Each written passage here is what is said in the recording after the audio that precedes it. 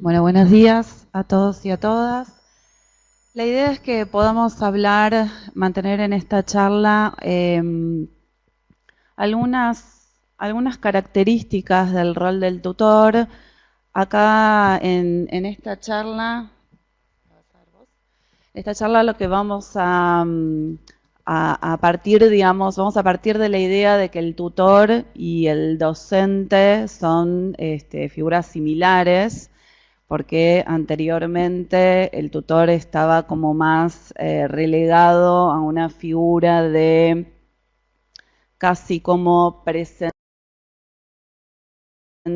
y guiar, pero hoy en día la figura del tutor es central e interviene en los procesos de aprendizaje y favorece los procesos de conocimiento de los alumnos. Así que en esos términos no va a haber tanta diferencia, no la hay, de hecho, entre un docente a distancia y un tutor. Es básicamente lo mismo. Si ustedes ven aquí, el rol del tutor aparece en el centro, un poco porque voy a hablarles de eso, pero es difícil pensar al rol del tutor escindido en principio, de los alumnos, ¿no? Y también de las actividades de la plataforma, del tipo de interacción que se promueve dentro de las propuestas de formación. Es decir que el tutor, si bien muchos investigadores sostienen que el tutor es central en un proceso de formación y que cuando un curso o una propuesta puede estar muy bien diseñada, pero si no tiene un tutor que lo sostenga, va a ser muy difícil, ¿no?, el sostenimiento de los alumnos, pero al mismo tiempo, cuando un curso tiene algunas dificultades o alguna propuesta de formación tiene algunas dificultades desde el punto de vista de los contenidos, del tipo de interacción que se promueve, el tutor también se ve limitado en algún punto. Así que, en principio, me gustaría hacer como un cierto recorrido histórico muy breve, tomando una conceptualización de Begoña Gross, que se dedica a indagar en este tipo digamos, de propuestas de formación. Ella lo que establece son 3 instancias, como 3 etapas de la formación virtual. Una primera instancia, una primera etapa, allá lejos y hace tiempo, que tiene que ver con propuestas que estaban centradas en los contenidos, donde lo que se hacía básicamente era adaptar los contenidos del formato presencial al formato virtual. Entonces, los libros se pasaban a PDF, se subían en PDF, todo el material escrito en realidad se digitalizaba, había alguna que otra videoconferencia para desarrollar alguna clase magistral, pero básicamente lo que, digamos, se proponía de este tipo digamos, de cursos o propuestas de formación era la lectura y un eventual trabajo. Luego, Begoña Gross habla de una segunda instancia que está basada en el diseño del aula. Entonces, en ese sentido, lo que ella sostiene es que en realidad lo que se hace en esta instancia es pensar, bueno, qué es lo que va a tener este aula, si va a tener qué tipo de contenidos, qué tipo de interacciones. Las interacciones en principio son más bien modestas, hay alguna que otra participación en el foro, hay algún tipo de intercambio en el mail, pero sigue siendo todavía una propuesta que le cuesta la interacción. Recién en esta tercera etapa, yo creo que en la actualidad nosotros estamos como a caballo entre esta segunda etapa y la tercera etapa, donde ya en esta tercera etapa hay una consideración o un diseño de la propuesta basada en el alumno y en cierta flexibilidad. Entonces, en esta etapa lo que se produce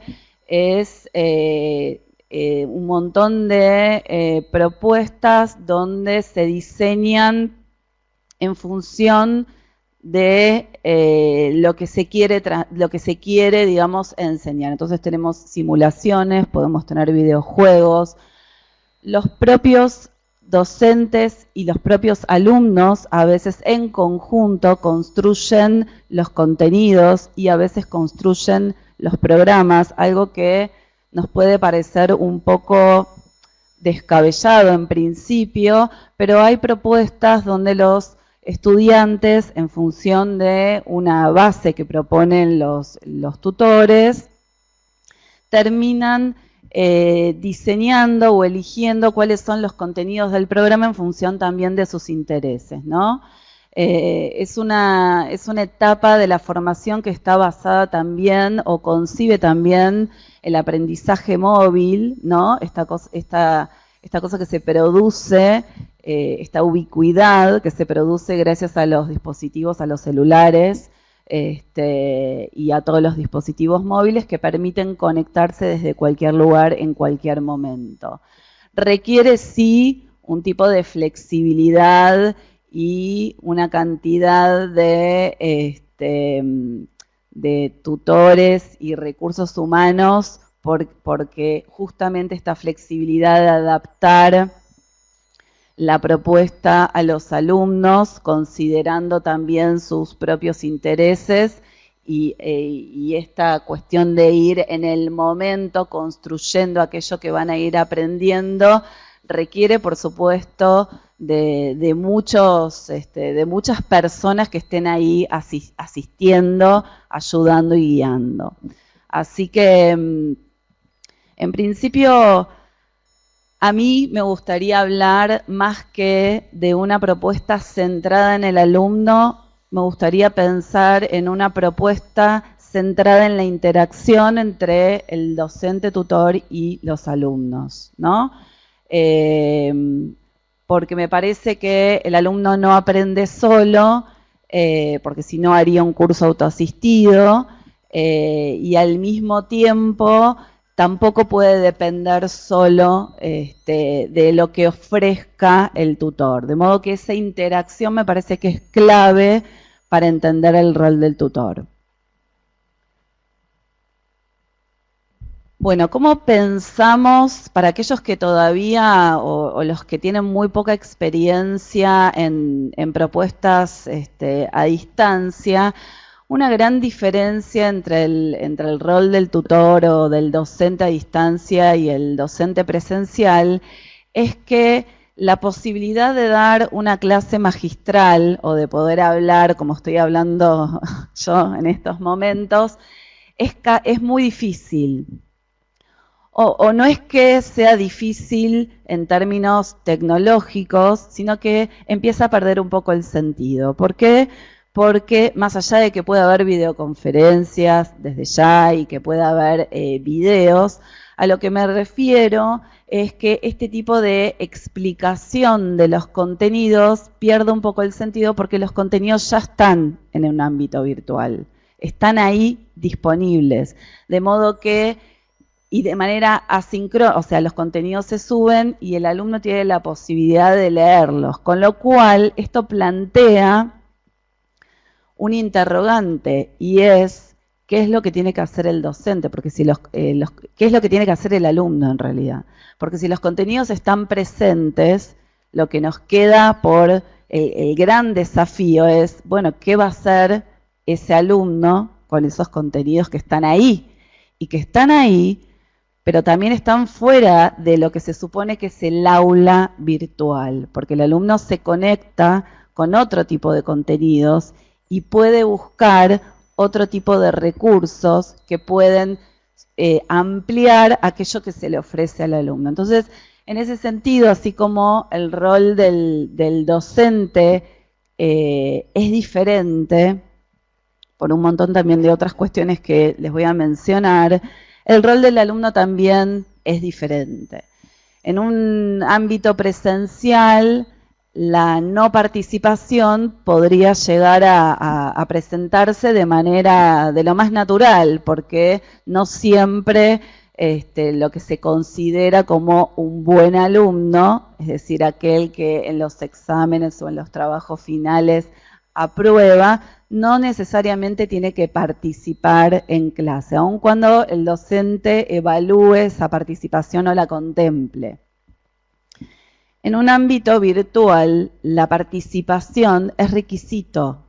O sea, no es posible o se vuelve un poco difícil una cursada sin participación, porque la participación es una de las tantas evidencias de cómo se va produciendo el aprendizaje, ¿no? Cómo va construyendo el alumno, cómo va generando relaciones de aquello que durante todo su proceso. De modo que esa es una de las grandes diferencias, la necesidad de participar. La otra gran diferencia, creo yo, tiene que ver con la sincronía. Si yo como alumno o como estudiante tengo los materiales disponibles y tengo una propuesta para desarrollar una actividad, voy a tener un tiempo en el cual voy a poder buscar información, voy a poder contrastarla y voy a tener que, en la mayoría de los casos, aunque no siempre, escribir. La escritura, en realidad, es el medio que más se utiliza en los ámbitos virtuales. Y como es el que más se utiliza y es el que da como cierta permanencia y registro, el cuidado y la reflexión por parte de los estudiantes a la hora de participar es mucho más meditado, ¿no? No se produce esto que en general puede producirse en ámbitos presenciales donde un docente puede preguntar y el alumno tiene que responder de manera inmediata y casi sin preguntarle a nadie, porque a nadie se le ocurriría que si un docente le está preguntando al alumno, el alumno le pregunta a un compañero para poder responder, ¿no? Es algo como a uno le parecería que es ilógico. Bueno, esto en el virtual sucede y está bien que suceda, porque nadie responde solamente con aquello que ha adquirido como conocimiento, como, digamos, con su propia, digamos, el conocimiento lo va construyendo con otros que son pares, con otros que son textos, con otros que son especialistas, con otros que pueden ser tutores, con otros que son gente que está por fuera del espacio áulico, ¿no? Del aula virtual. De modo que ahí empieza como a prevalecer cierta cultura de lo escrito en términos de la permanencia y el registro. No significa que todo lo que tenga que hacer el alumno o que todas las propuestas tengan que ver con la escritura, porque bien podría uno solicitar la producción de un video o la producción de un audio, en fin, de una infografía. O sea, la cantidad y la diversidad de cosas que el alumno puede producir son muchas, pero hay algo del orden del registro de lo escritural que se pone en juego, a diferencia de los ámbitos presenciales donde la oralidad es lo que predomina. Y esa oralidad de alguna manera disuelve el registro un poco en el mismo medio. En un ámbito virtual, el alumno lo que tiene que se va a ver obligado, digamos, de alguna manera, a leer las participaciones de sus compañeros, a pensar qué es lo que va a escribir porque va a ser leído, no solamente por el tutor, sino también por sus colegas, de modo que esa participación es mucho más meditada y reflexiva que en los ámbitos presenciales, ¿no?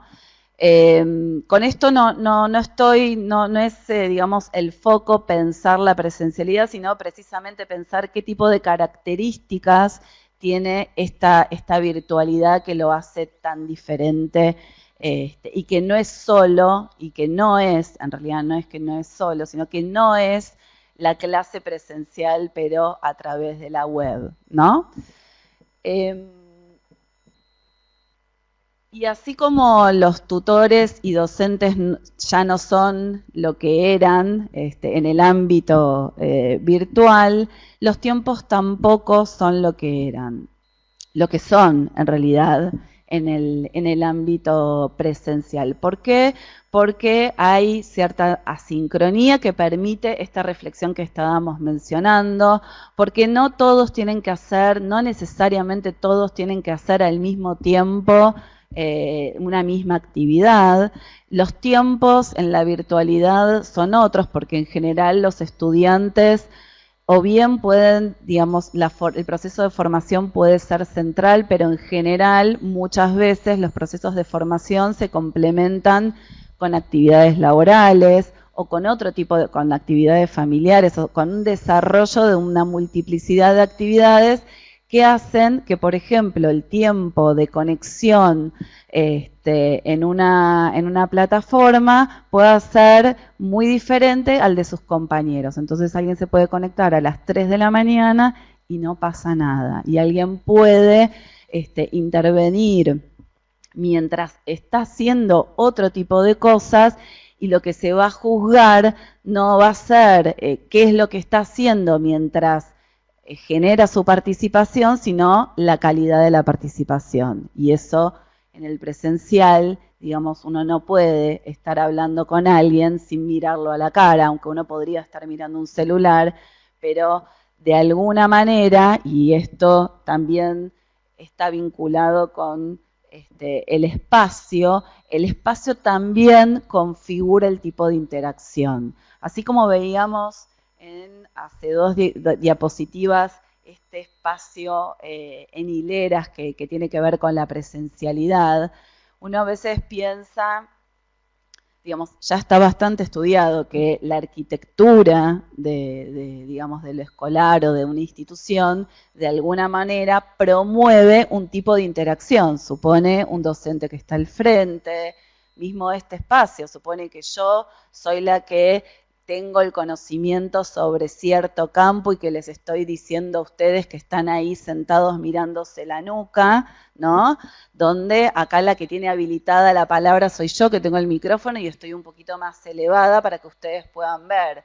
Pero este espacio, como cualquier otro de los espacios presenciales, supone que en realidad las interacciones entre los pares no tiene ningún tipo de relevancia. La interacción es una interacción más bien vertical, ¿no? Donde el docente es el autorizado a decir y el alumno a escuchar y eventualmente a contestar. Pero esta circulación de manera más horizontal hay que generarla. Y para generarla en un espacio presencial hay que romper la estructura que viene, como diría Trilli, la que viene por defecto, ¿no? Esta cuestión que ya viene así, si uno quiere modificar la interacción para que nos veamos las caras, tenemos que modificar el espacio. En la virtualidad esto no existe. En la virtualidad precisamente lo que se da es una interacción que es muchísimo más horizontal.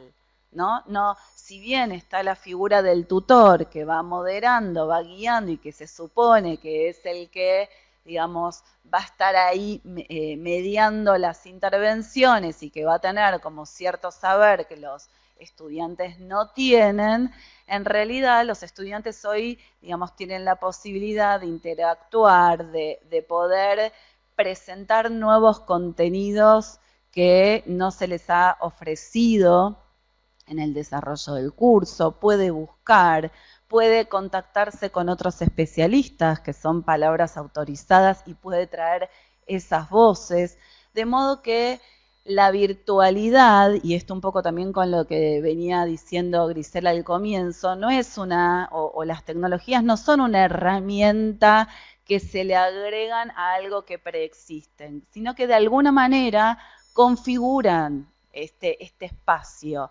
Y esto implica que uno pueda estar hoy hablando con ustedes que están presentes, pero también con muchos otros, estos 500, si es que están conectados, en distintas partes de la Argentina o del mundo podría ser, ¿no? Entonces, bueno, este espacio empieza también a adquirir otro tipo de posibilidades que tiene que ver también con la construcción del conocimiento, porque no es lo mismo que yo pueda acceder, porque incluso lo que sucede en la virtualidad es que se rompe también el espacio del aula. No necesariamente las interacciones suceden adentro del aula de Moodle.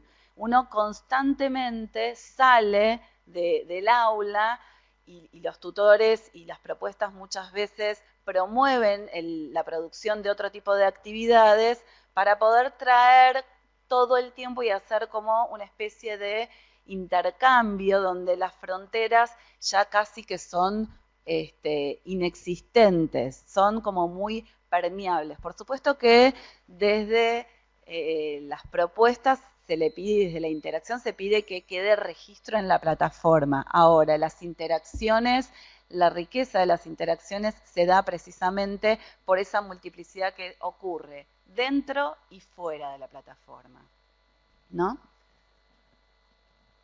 Bueno, hay como, para explicarlo vamos a decir que hay como ciertas características que me parece que tienen que un tutor debiera dominar. En principio todo lo que venimos hablando de las características de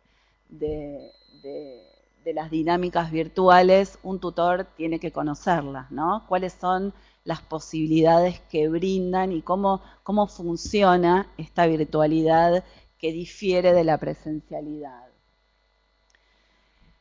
El tutor es fundamentalmente un gran apoyo, aunque no solo eso desde el punto de vista cognitivo, desde el punto de vista didáctico y desde el punto de vista socioafectivo. No quiere decir, digamos, yo voy y vuelvo siempre del presencial al virtual, no quiere decir que esto no ocurra en el presencial, sí que tiene que ocurrir, pero como no está el cuerpo presente, lo socioafectivo se vuelve como una necesidad casi imperiosa de tener que estar y acompañar al estudiante, ¿no? Que no tiene ese cuerpo del otro ahí en el mismo lugar donde él está. En general, hay muchos investigadores que sostienen que parte del éxito, si se quiere, pero del buen funcionamiento de una propuesta de instancia tiene que ver con el diseño de la interacción. Como les decía anteriormente, ¿qué le voy a pedir a los estudiantes que hagan? ¿Con quién se van a conectar para hacerlo? ¿Con qué se van a conectar para hacerlo? ¿Qué elementos van a tener que utilizar? ¿Cuáles son los contenidos que van a tener que abordar? Y ahí el tutor interviene en el sentido de cómo promueve, cómo se inserta en esa interacción, cómo genera este tipo de vínculos, ¿no? Con materiales, con recursos y con los otros, que los otros pueden ser sus colegas u otros externos a la propuesta, ¿no? Algo que creo que es fundamental y es que el tutor tiene que conocer quiénes son los alumnos. Es muy difícil conocerles las caras porque no los va a ver, pero conocer a los alumnos me refiero a entender quiénes son los que van a cursar, si son jóvenes universitarios que están haciendo una carrera, si son jóvenes también, pero también pueden ser adultos que hacen cursos de posgrado. Si son referentes sociales que están trabajando en organizaciones en territorio, entonces el tipo de conectividad que van a tener o el tipo de conexión que van a tener va a ser más esporádica o capaz que sea una vez por día y no como si fuese un estudiante que está todo el día conectado.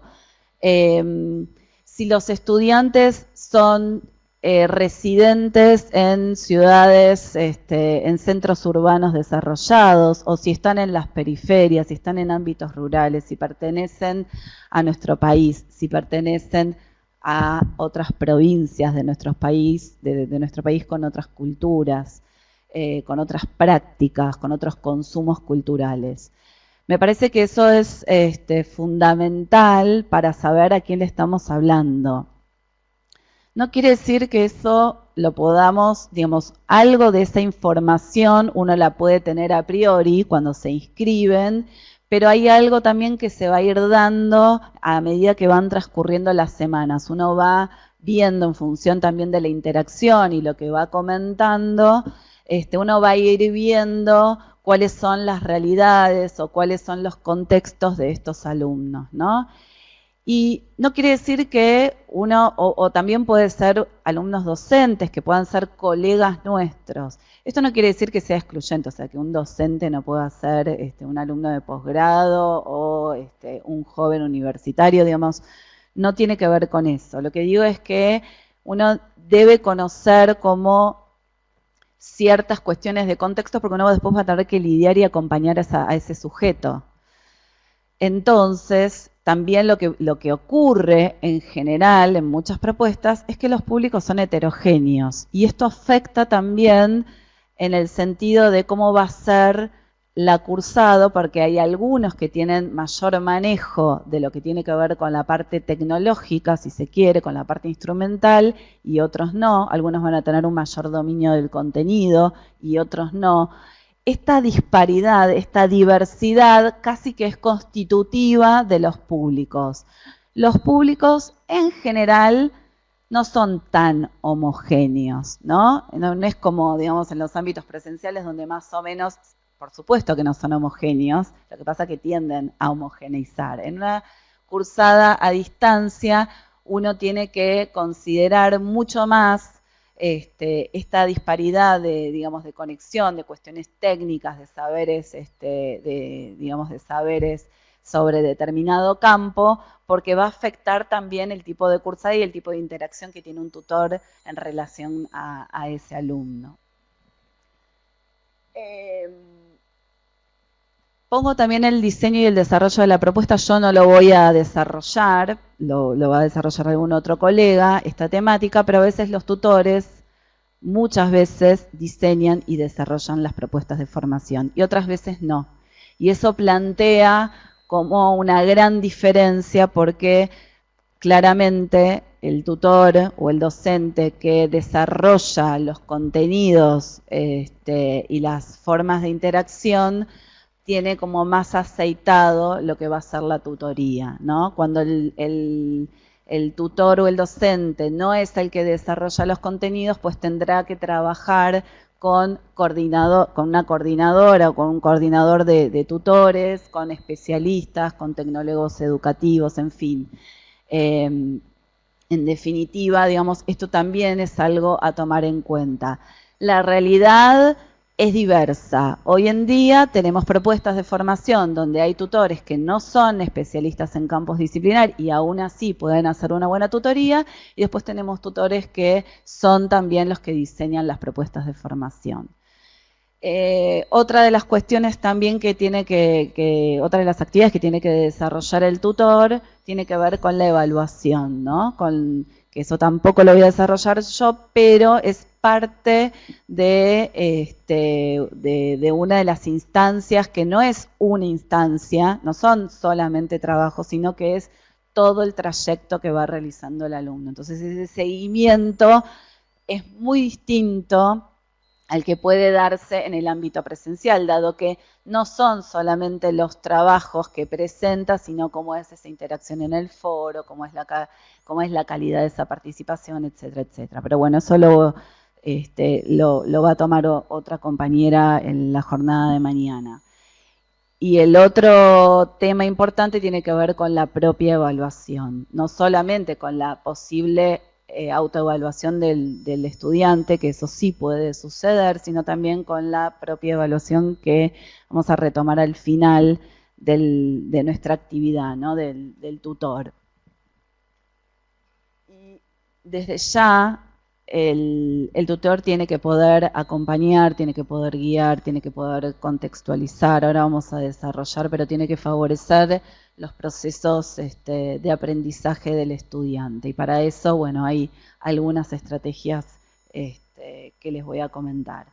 En principio, muchos autores señalan como distintas áreas donde el tutor tiene que tener cierto manejo. Algunos, digamos, toman el modelo TIPAC, que es el modelo que de alguna manera escinde, digamos, el área, el campo disciplinar. Por otro lado, menciona el área o el campo de la didáctica y por otro integra la tecnología. Y después ve qué es lo que hay en común entre ambos campos. Yo no tengo algunas críticas respecto de ese tipo de modelos, porque en realidad es muy difícil, digamos, si bien los campos disciplinares tienen su especificidad, desde ya eso no lo vamos a negar, pero de alguna manera termina reproduciendo esta idea de que la tecnología es algo que se agrega a la didáctica. La didáctica es imposible pensarla fuera de contexto, es imposible pensarla fuera de los estudiantes que uno tiene en ese momento, es imposible pensarla fuera del campo disciplinar, es imposible pensarla fuera de las tecnologías disponibles. De modo que no es solamente lo que tiene la didáctica o el campo disciplinar en común con la tecnología, sino hay que ver cómo la tecnología, de alguna manera, también modifica el campo disciplinar y la didáctica. Hoy no es lo mismo pensar las ciencias sociales considerando que tenemos la posibilidad de manejar mapas satelitales o que tenemos el Google Earth, que sin ella cambia el campo. Las aplicaciones que permiten visualizar algunos movimientos de la geografía, de distintos campos, modifica el mismo campo. ¿Y qué es lo que se va a enseñar? Si yo tengo los contenidos ahí disponibles, evidentemente, de alguna manera se va modificando aquello que tiene que ver con el orden del conocimiento, porque el conocimiento mismo, la forma de construir conocimiento es distinta. Si yo tengo la posibilidad de acceder a determinados contenidos, ya hay algo que voy a tener que modificar. De modo que hecha esta aclaración de la dificultad que tiene cuando uno desde la teoría va diciendo, bueno, el tutor o el docente tiene que manejar todo lo que tenga que ver con lo pedagógico, todo lo que tenga que ver con lo tecnológico, todo lo que tenga que ver con lo comunicacional, en realidad hay cruces, muchas veces no es tan escindible un campo del otro. Yo tomé 3 áreas como de las cuales, digamos, poder hablar para hacer como una síntesis, pero, digamos, siempre habiendo hecho esta salvedad. Respecto de lo que tiene que ver con el campo de lo, digamos, con el área de lo pedagógico y de lo didáctico, el tutor tiene que conocer, digamos, el campo digamos, y el contenido, tiene que saber de qué se trata. Y si no lo sabe, como les decía anteriormente, si no es un especialista, tiene que tener un especialista a quien recurrir frente a alguna duda conceptual. Eso es clave. Saber cómo hacer para que el alumno, digamos, para favorecer los procesos de aprendizaje, también tiene que es parte de la didáctica. Pero también es parte de la función del tutor poder hacer conexiones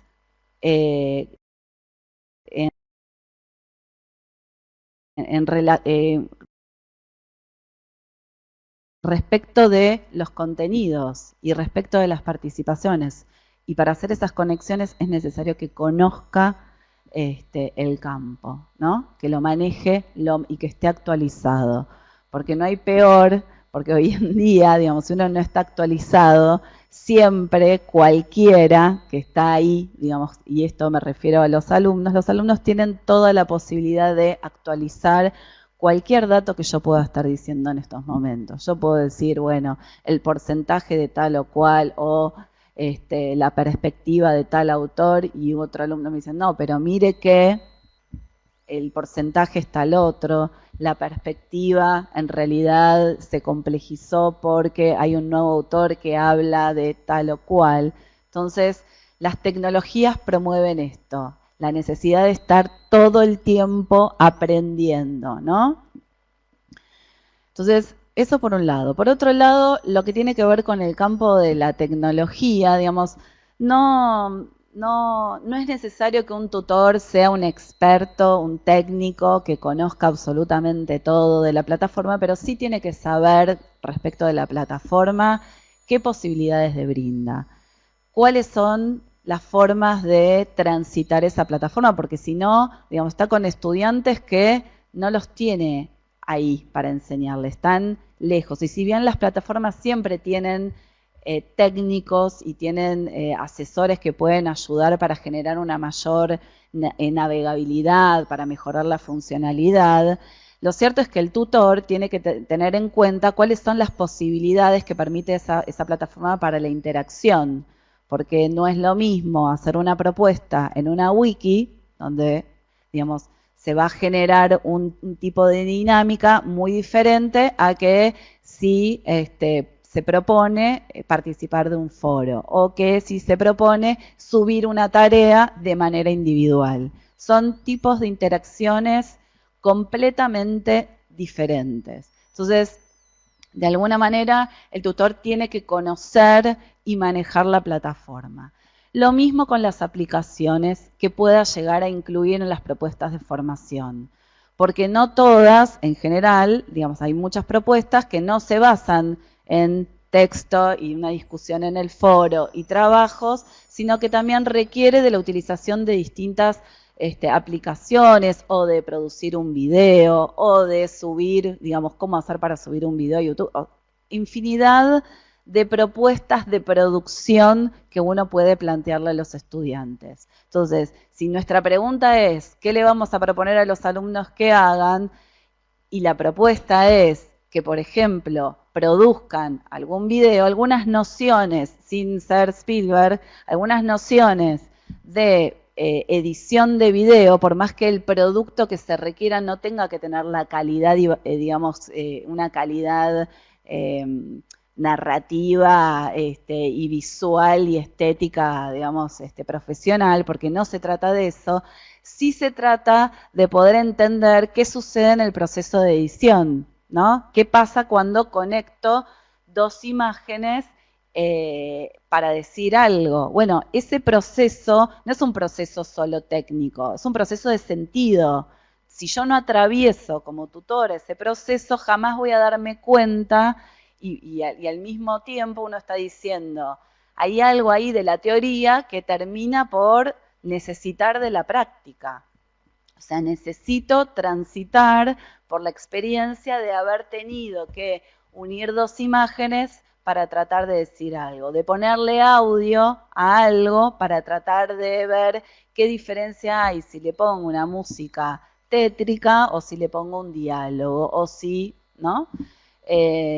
Entonces, en ese sentido, cuando las propuestas tienen el manejo o suponen la producción con cierto tipo de herramientas, el tutor debe conocerlas. Ahora, también está la otra parte, que tiene que ver con que muchas veces los tutores, los docentes, naturalizamos porque ya tenemos cierto manejo aceitado de este tipo de herramientas, y el estudiante no la tiene.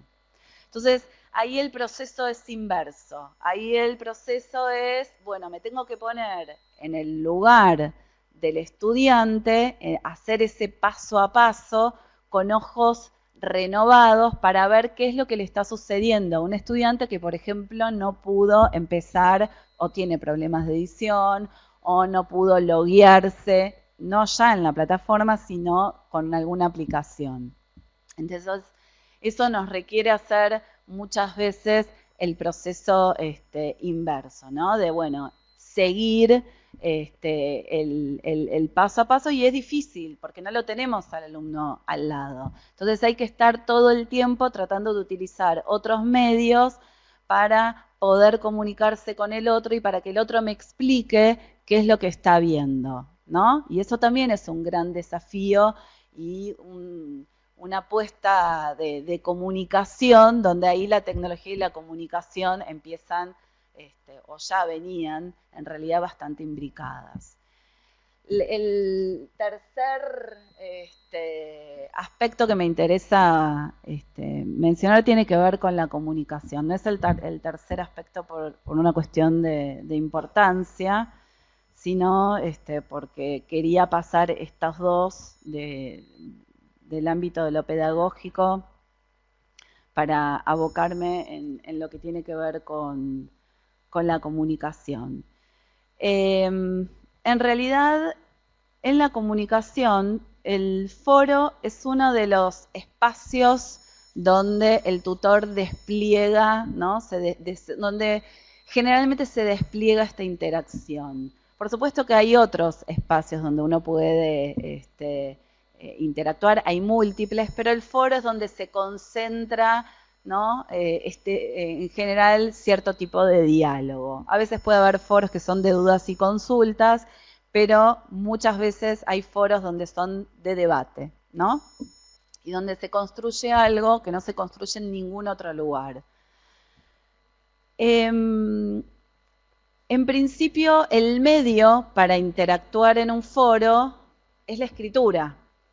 Entonces, la promoción de la escritura, digamos, el cuidado de la escritura desde el tutor, digamos, no tiene mucho más para decir, sino que tiene que promover una escritura en los estudiantes acorde al contexto donde está. A veces uno se encuentra, y esto no tiene que ver solamente con el tipo de estudiante, si es joven o si es adulto, a veces se encuentra uno en los foros con participaciones que traen marcas o de la oralidad o de los chats.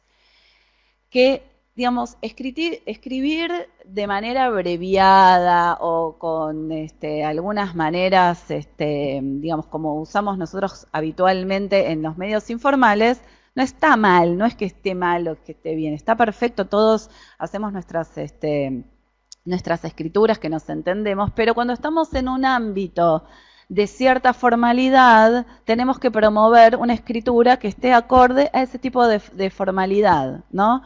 Y en ese sentido, el tutor tiene que estar atento al tipo de escrituras que se producen. Esto no quiere decir, porque también puede haber una propuesta de formación donde se integren este tipo de escrituras más vernáculas, y no está mal, al contrario, está perfecto. Lo que digo es que como la escritura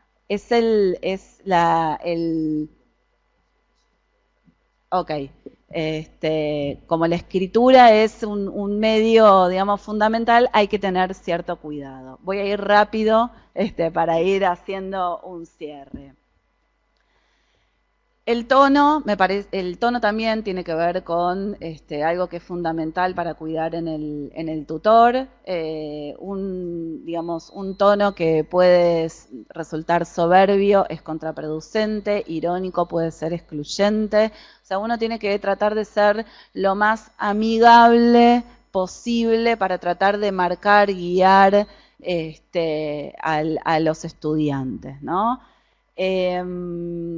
El tipo de respuesta tiene que ver con, muchas veces nosotros en los foros nos encontramos con que tenemos muchas participaciones, entonces uno puede tener, uno tiene distintos recursos, puede recapitular, puede enriquecer y ampliar lo que se está diciendo, puede establecer distintas conexiones entre lo que dice un alumno y lo que dice otro. Ustedes tengan en cuenta que en un foro es algo que es lineal, una intervención detrás de otra, y como sucede cuando uno está en un chat, hay un punto donde a veces uno pierde cuál es, o hay una idea que es central y que quedó perdida en un mar de palabras. Bueno, es función del tutor recuperar esas ideas, hacer cierta síntesis, recapitular, para estar constantemente poniendo y estableciendo conexiones, enriqueciendo generando, en la medida de lo posible, trayendo nuevos contenidos en distintos formatos. No necesariamente todo tiene que cumplir con la lógica escritural, a veces un video, una canción, otro tipo de soportes pueden enriquecer y pueden expresar aquello que la palabra, digamos, se encuentra limitada. También es importante las estrategias de devolución que tenemos respecto a los estudiantes. Si yo voy a nombrar a los estudiantes y les voy a decir, hola, muy bien María, hiciste esto, fulano, hiciste lo otro, mengano, hiciste lo otro, o vamos a establecer una estrategia donde vamos a recuperar conceptualmente qué es lo que estuvo diciendo cada uno. Esas son estrategias diferentes. Cada una tiene sus cosas positivas. Por ejemplo, si yo nombro a alguien, en realidad el otro se siente reconocido, pero voy a tener que nombrar a los 40 o 60 que estén ahí. Y a veces no tiene sentido. Y eso no implica que solamente que el tutor esté atento. Da como cierto cansancio en un ámbito donde es uno más de otros tantos ámbitos en los cuales nosotros participamos.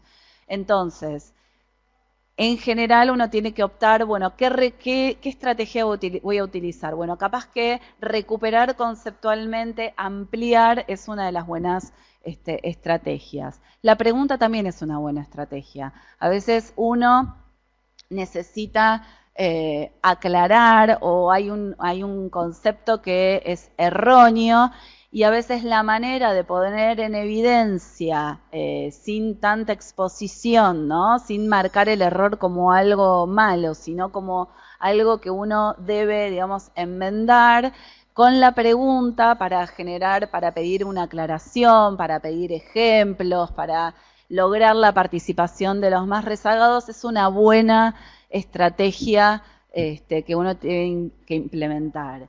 Y para tratar de ir, hay muchas, pero para tratar de ir, hay muchas cosas para hacer, hay algo que es fundamental y que tiene que ver con el tiempo de respuesta. El tiempo de respuesta, la bibliografía dice no superar las 48 horas. Pero yo les digo que después les voy a mostrar, van a tener la bibliografía, pero en general en muchas investigaciones y mismo en el campus, ustedes van a encontrar que, digamos, como recomendación a los tutores se les dice traten de responder, de entrar todos los días y si no de responder cada 48 horas. O sea, uno puede entrar todos los días, pero si responde, digamos, si no responde, yo puedo leer un mensaje de algún alumno, pero si no respondo, el alumno no se enteró si yo lo leí, no lo leí. Y la falta de respuesta o la respuesta demasiado dilatada, en realidad genera en el otro la idea de, nadie me está leyendo, o a nadie le importa, o el tutor no sabe, o no me puede contestar. Entonces, esta fluidez en la interacción es fundamental. Me parece que el tiempo de respuesta, por supuesto que no siempre uno puede responder inmediatamente y además, bueno, esto es un planteo que requeriría otra charla, la dedicación del tutor en los ámbitos virtuales no es que uno está mucho más conectado todo el tiempo. Y ahí, bueno, será otra discusión. En el presencial probablemente uno se va del ámbito presencial y ahí se cerró, hasta por más que tenga que corregir y por más que tenga que planificar, digamos, yo no estoy negando eso porque el tutor virtual también lo tiene que hacer, pero hay algo ahí de la conexión a toda hora que puede incluir los fines de semana, a las 10 de la noche, a las 11 de la noche, que el tutor tiene que decir, bueno, hasta acá, ¿no? ¿Cómo tiene que equilibrar esa demanda del otro, de los estudiantes, para que se sientan acompañadas y la invasión que produce esta necesidad de estar conectada a las 24 horas, los 7 días de la semana, ¿no? Porque es un poco así. Entonces, para ir cerrando, porque me van a matar los otros.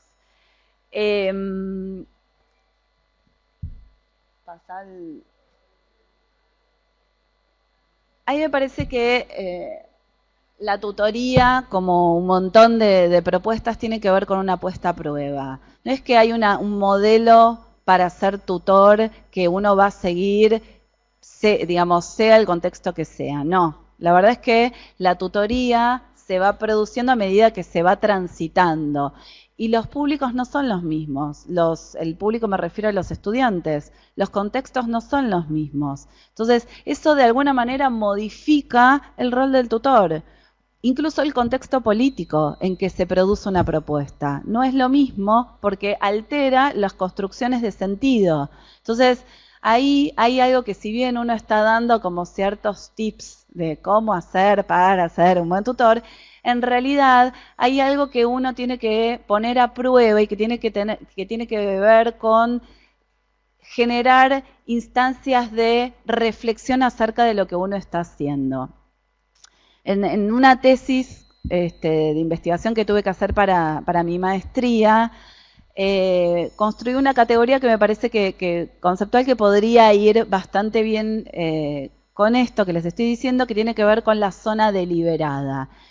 Es una zona deliberada porque en realidad está pensada para soltarla, ¿no? Está pensada para que ocurra aquello que no hemos previsto.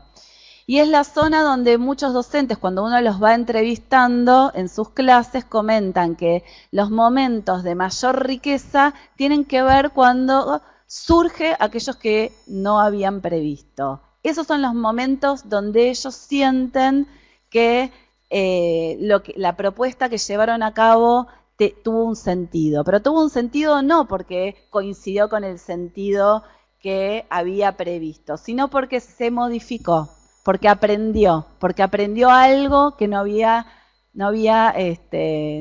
visto, no había podido pensarlo, ¿no? Por eso esta cosa de la puesta a prueba. Pero esta zona deliberada tiene que tener como contrapartida un pensamiento liberado, o sea, un pensamiento. Esta zona, digamos, es una zona que puede estar en el orden de lo simbólico, pero también puede ser del orden de lo material, ¿no? Un espacio donde nosotros podamos estar alertas a lo que puede surgir y también un espacio para poder reflexionar sobre eso.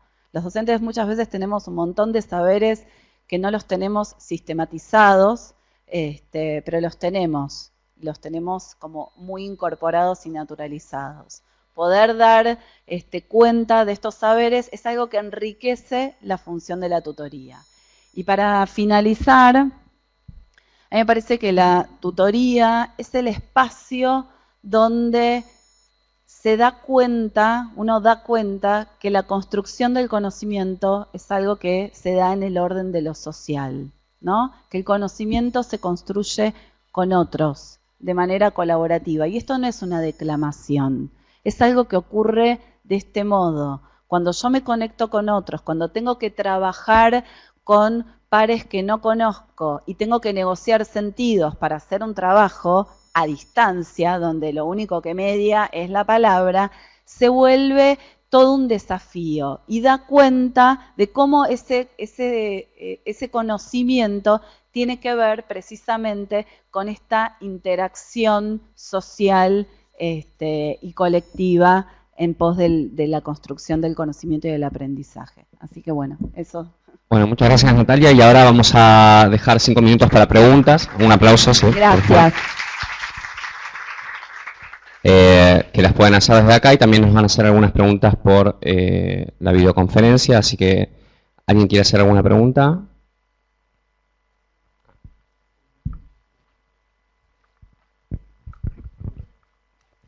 Para que te escuchen. Sí, un punto que pasaste así simplemente es el tema de los rezagados, ¿no? Digamos, en lo presencial es más fácil porque si dan o no interés, vos te das cuenta, pero sí nos pasa, bueno, me pasa a mí permanentemente, aquellos que en un taller armado específicamente con un tiempo acotado, que no simplemente es contestar un texto, sino interactuar, ¿no? Armamos ese tipo de actividades, no terminan de aparecer, ¿no? Por ahí, bueno, he probado algunas cosas, pero quería escuchar. Bueno, en general, sí, esto ocurre. Hay algo del orden de la autonomía que se promueve. Hay algo que si el otro no quiere, uno no puede, ¿no? Uno establece como ciertas estrategias para ir escribiéndole a veces de manera insistente a los alumnos rezagados. Pero hay un punto donde si el alumno decide que no va a participar, uno no puede hacer absolutamente nada si es que ya probó un montón de estrategias. El tema es con los rezagados es cuando nos pasan desapercibidos, entonces se caen digamos, del aula, van desertando porque nadie los acompañó, nadie les preguntó si tenían alguna dificultad, si les pasa algo, si los podemos ayudar. Digamos, también el tipo de acompañamiento tiene que ser no del orden del reto, ¿no? ¿Qué pasó? ¿Qué no participaste? Sino justamente el tono es completamente diferente. Hay algo en lo que te podemos ayudar, mirá que te falta esto, mirá que te falta lo otro, pero hasta cierto punto uno propone, ¿no? Y le da todas las herramientas, incluso le extiende los plazos, porque como ustedes saben, en un ámbito virtual, los plazos están muy marcados, están muy establecidos y se conocen con anticipación, cosa que no sucede en ámbitos presenciales. O sea, un alumno que ingresa a una plataforma virtual ya sabe cuál es el contenido, ya sabe cuáles son los objetivos, el tipo de evaluación, los tiempos de evaluación, tiene un cronograma, de modo que supone la virtualidad cierta autonomía que a veces no tiene la presencialidad. Hay algo ahí que sucede en todos los ámbitos. El que no quiere, no quiere. Entonces, ahí, si uno ya estableció, el tema es qué hace uno como tutor, cómo anticipa y cómo promueve esa participación. A veces uno puede utilizar estrategias. Bueno, ¿y vos qué pensás, no? Como para generar ese espacio. Pero hay que generar el espacio. Y si el alumno no lo llena, y bueno, es porque no quiere no quiere estar ahí, ¿no? Digamos, requiere cierto tipo de compromiso y responsabilidad como cualquiera, digamos, uno no puede como tutor llenar ese espacio o reemplazar la actividad del alumno, digamos, eso, y siempre uno tiene también como un porcentaje que sabe que digamos, va a tener de deserciones o de rezagados, que son los que cuestan traer. Pero bueno, también en la medida que uno tenga más sistematizado y tenga cierto registro de cómo va siendo la cursada, puede ir detectándolos con anticipación, porque no es lo mismo detectar un rezagado al final de una cursada que detectarlo mientras está cursando, y capaz que uno puede rescatarlo. Tenemos una pregunta acá en el espacio de videoconferencia que hace María Fernanda González, que dice: ¿podrían dar algunas estrategias para hacer devoluciones, correcciones de trabajo? ¿Cómo hacer una buena devolución desde la tarea tutorial? Bueno, hay un montón, pero no es que hay, para hacer una devolución, primero hay que conocer principalmente el campo del que se está, digamos, tratando. En general, las devoluciones que promueven, que no solo dan cuenta de cómo estuvo la participación del alumno o cómo estuvo el trabajo, sino que promueven un enriquecimiento y una ampliación del contenido que abre la posibilidad de desarrollar otro tipo de conexiones, que presenta otro tipo de materiales para ir enriqueciendo aún más ese proceso de aprendizaje. Me parece que son las devoluciones más significativas, pero también dependen del tipo de propuesta, ¿no? O sea, también depende...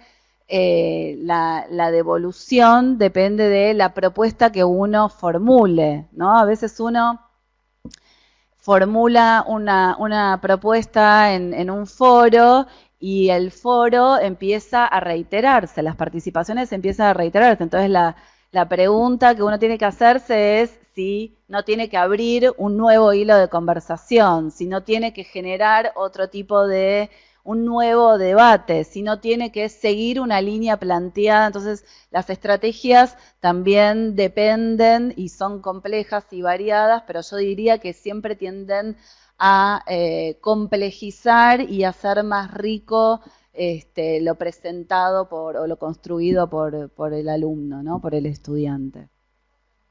Sí. Las últimas dos preguntas. Ahora, sí.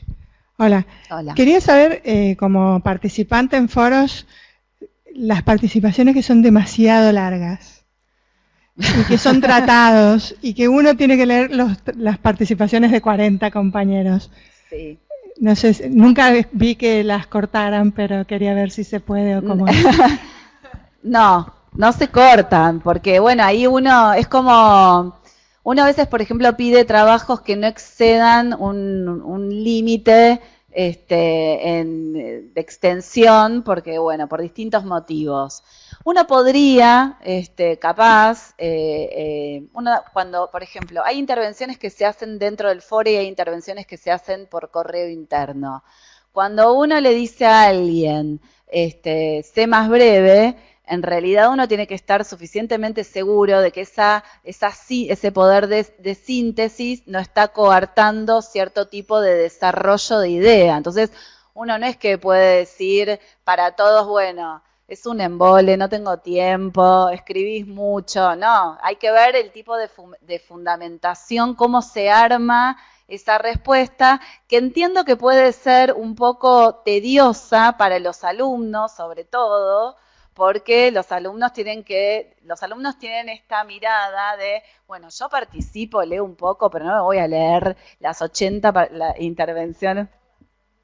Es mucho. Bueno, es parte de, digamos, de esta construcción. En los foros se puede producir tanto esto que vos mencionás de choclos, pero también de jajaja, jijiji, o de 3 frases que no dicen nada. Entonces, a veces entiendo que la extensión nos produce como cierto resquemor porque nos vamos acostumbrando, uno no se da cuenta, pero la percepción del tiempo a nosotros también nos cambia.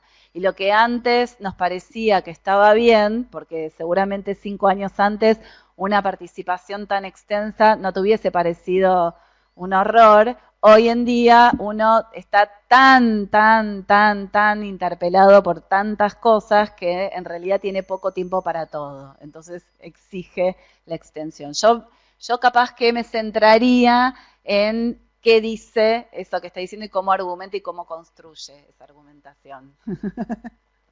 Bueno, y vamos con la última pregunta, virtual en este caso, que hace Agustín Casamayor, que dice, me gustó el enfoque, ¿cuál sería la principal estrategia a tener en cuenta para migrar un curso tradicionalmente presencial a un curso virtual o remoto? Me refiero al caso donde no es evidente la transición. Bueno, ya migrar es difícil. No. Justamente lo que venía sosteniendo es que no hay digamos, era la primera etapa, ¿no? Esta idea de que uno puede replicar o puede, digamos, la población se traslada al ámbito virtual es un poco difícil porque los sujetos son otros en el ámbito virtual, los tutores son otros y como dije al comienzo, la propuesta tiene que ser otra, porque en el presencial yo les puedo estar hablando sobre la teoría, sobre lo que significa tal o cual cosa, cuál es la perspectiva de un tema, del otro, pero en un ámbito virtual todo eso está disponible y está disponible para que el estudiante haga algo con eso, que produzca algo, que de ahí yo voy a poder ver cómo es que construye conocimiento, con su producción que puede ser distintas cosas, ¿no? Pero ya, digamos, el tema de migrar un poco vuelve a esta idea de que vamos a adaptar lo presencial a lo virtual, y no se adapta.